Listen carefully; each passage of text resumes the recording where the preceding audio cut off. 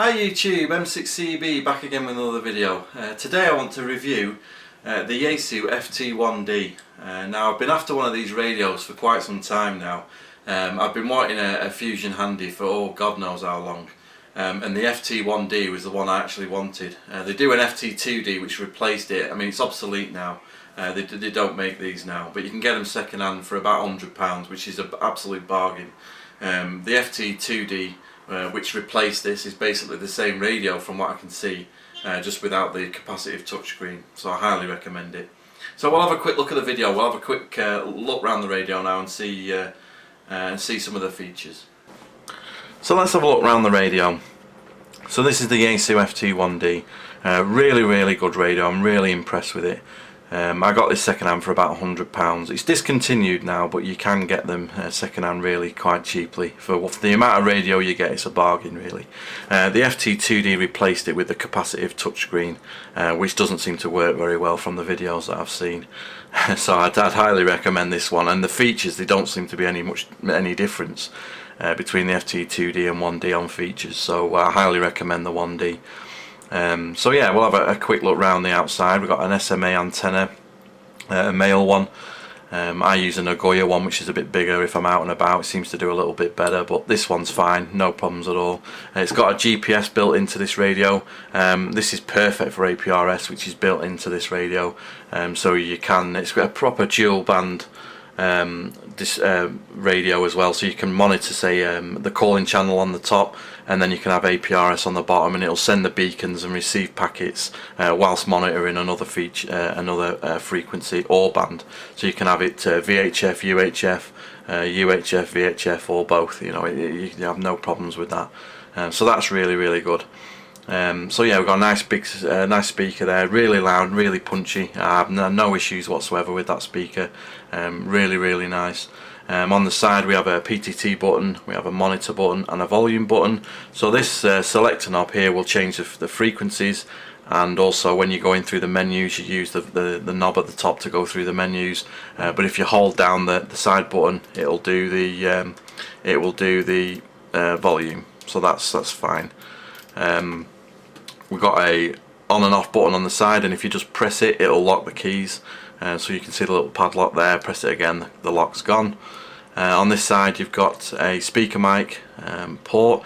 You can get camera speaker mics for this radio, so if you're out and about you can take pictures with your speaker mic and upload them to your repeaters and gateways. It's quite expensive, it's about £120, which is quite a lot of money for a speaker mic, but yeah, it's Yaesu, so I suppose it's not going to be cheap compared to, say, some of the Chinese brands like Retivis that you might have seen on my other videos. So high quality radio. I'm still really impressed with it.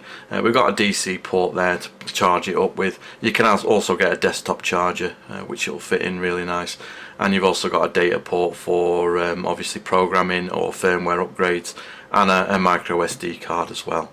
So it's really nice. The battery on this is an 1800 milliamp hour on this one that I'm using now, and it seems to do a full day no problem at all. I don't really get too much problems with it, although I do advise getting another one, and then you've got sort of backups.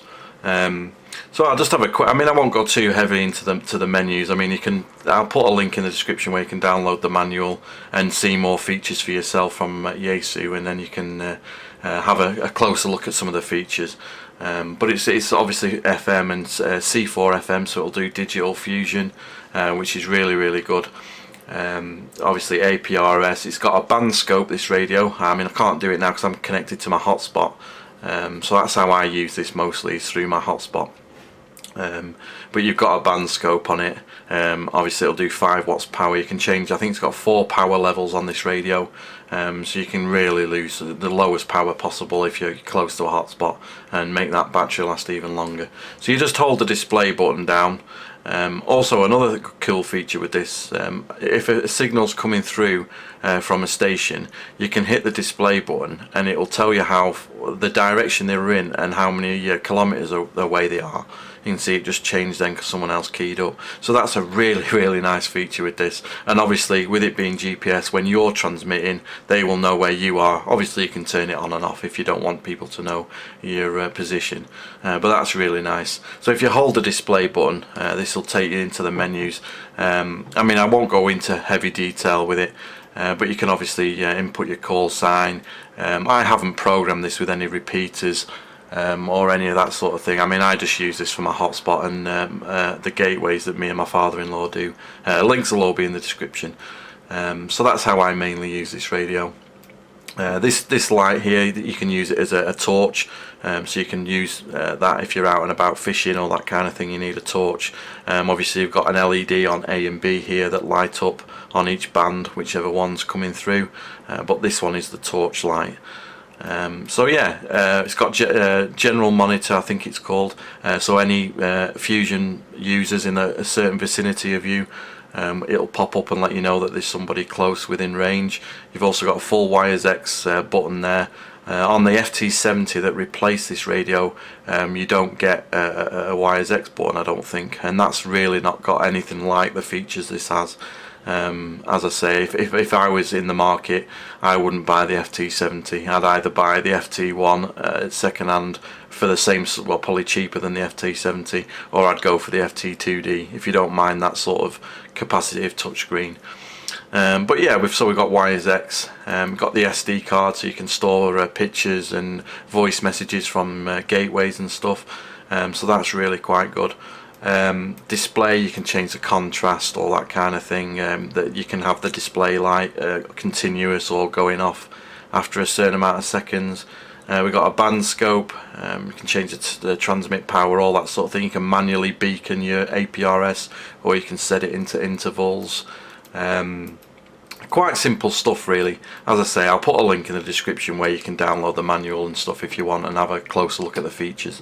But for the price of a normal FM Handie, you could get Fusion as well, and Fusion's really busy. I mean, I'm connected now via my hotspot. I'm on America Link, and as you can see, it keeps popping up as we've been doing the video, and it's sort of midday here in the UK, so it gets a lot busier at night. So yeah, it's really good. There's also a really good Facebook group called Northwest Fusion Group, and they're a really friendly bunch on Facebook. I'll leave a link in the description of where you can join that, and that's got loads of helpful information. Dougie, who runs that group, also does a database for these radios. I'll leave a link in the description to the Facebook group and you can check that out. So yeah, overall really nice radio, really well built. I highly recommend it. Any questions, just leave a comment and I'll get back to you. So thank you very much for watching, I really appreciate it. Hopefully you found the video useful. I highly recommend getting one of these radios. They're really inexpensive now, second hand, so I highly recommend it.